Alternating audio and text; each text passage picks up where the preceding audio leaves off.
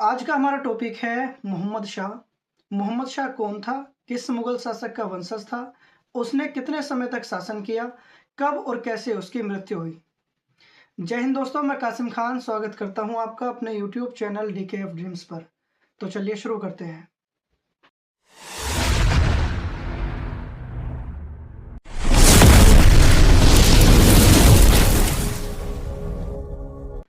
मोहम्मद शाह 8वें मुगल शासक बहादुर शाह प्रथम के चौथे बेटे जहान शाह का बेटा था, जिसका जन्म 7 अगस्त 1702 में मुगल साम्राज्य में हुआ था।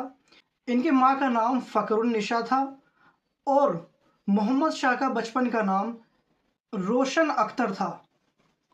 रफीउद्दौला की मौत के बाद 16 साल की उम्र में ही मोहम्मद शाह को सैयद ब्रदर्स द्वारा 1719 में मुगल शासक बनाया गया, जिसने 1719 से 1748 तक शासन किया। अपनी पिछली वीडियो में मैंने कई बार सैयद ब्रदर्स का जिक्र किया है। सैयद ब्रदर्स कौन है? सैयद ब्रदर्स दो भाई थे, सैयद हुसैन अली खान और सैयद अब्दुल्ला खान। ये दोनों भाई इतने पावरफुल थे मुगलों के समय में कि ये जिसको भी चाहते उसी को अगला शासक बनाते, क्योंकि ये किसी को भी शासक बना सकते थे, इसलिए इन्हें किंग मेकर कहा जाने लगा। सैयद ब्रदर्स जिसे चाहते थे उसे ही अगला मुगल शासक बना देते और बाद में उसकी हत्या कर देते। मोहम्मद शाह के चचेरे भाइयों फर्रुखशियार, रफीउद्दौला, रफीउद्दराजत को भी सैयद ब्रदर्स ने इसी तरह मारा था। इसलिए मोहम्मद शाह ने सैयद ब्रदर्स को मारने का सोचा और 1720 में निज़ामुल मुल्क आसफ जहां की मदद लेकर फतेहपुर सीकरी में सैयद हुसैन अली खान को मार दिया और सैयद अब्दुल्ला खान को कैद कर लिया। 1722 में अब्दुल्ला खान को भी जहर देकर मार दिया गया। मोहम्मद शाह कलाओं और संगीत का बहुत शौकीन था, इसलिए कभी कभी उन्हें मोहम्मद शाह रंगीला के नाम से भी पुकारा जाता था। कभी उनके दादा के नाम पर बहादुर शाह रंगीला भी कहा जाता था। मोहम्मद शाह का पूरा नाम मिर्जा नसीरुद्दीन मोहम्मद शाह बहादुर गाजी था।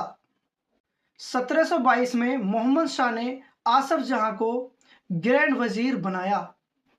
उसके बाद आसफ जहां ने मोहम्मद शाह को अकबर जितना सतर्क और औरंगजेब जितना बहादुर बनने की सलाह दी।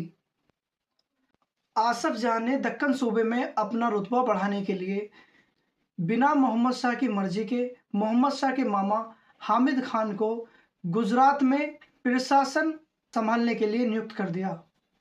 लेकिन आसफ जहां की ये बात मोहम्मद शाह को पसंद नहीं आई, जिससे उनमें नाराजगी हो गई। जब इस बात का आसफ जहां को पता लगा तो उसने अपनी मर्जी से खुद अपना इस्तीफा दिया और दक्कन के लिए रवाना हो गया। 1723 में आसफ जहां ने दक्कन के मुगल सूबेदार मुबारिज खान के साथ युद्ध किया। मुबारिज खान सैयद ब्रदर्स का ही एक सहयोगी था, जिसे मोहम्मद शाह ने आसफ जहां को मारने के लिए दक्कन में नियुक्त किया था। मुबारिज खान की पारंपरिक कमजोरियों का फायदा उठाकर आसफ जहां ने उसे सकर खैरा की लड़ाई में मार दिया। इसके बाद आसफ जहां ने 1724 में हैदराबाद राज्य की स्थापना की और 1725 में खुद को हैदराबाद का निजाम घोषित किया। 1739 में ईरान के शासक नादिर शाह ने मुगल साम्राज्य पर आक्रमण कर दिया और 3 घंटे के अंदर ही मुगल सेना को हराकर दिल्ली पर कब्जा कर लिया। नादिर शाह 57 दिन तक दिल्ली में रहा और वापस जाते समय बहुत सारा धन, कोहिनूर हीरा और शाहजहां का मोती का सिंहासन भी अपने साथ ले गया। मोहम्मद शाह ने कई शादियां की थी। पहली अपनी चचेरी बहन राजकुमारी बादशाह बेगम, दूसरी हजरत बेगम और तीसरी कुदशा बेगम। कुदशा बेगम से ही उनका एक बेटा पैदा हुआ था, अहमद शाह, जो मोहम्मद शाह के बाद शासक बना। और 1748 में मणिपुर की जंग हुई, जिसमें मुगलों की जीत तो हुई, लेकिन मोहम्मद शाह का एक वफादार कमांडर कमरुद्दीन की हत्या हो गई। पहले ये बात मोहम्मद शाह से छुपाई गई, लेकिन बाद में जब मोहम्मद शाह को पता चला तो वो अचानक बीमार पड़ गया। उसने खुद को कमरे में बंद कर लिया। 26 अप्रैल 1748 को इसी शोक के कारण मोहम्मद शाह का इंतकाल हो गया और दिल्ली में निजामुद्दीन दरगाह परिसर में उसका मकबरा स्थित है।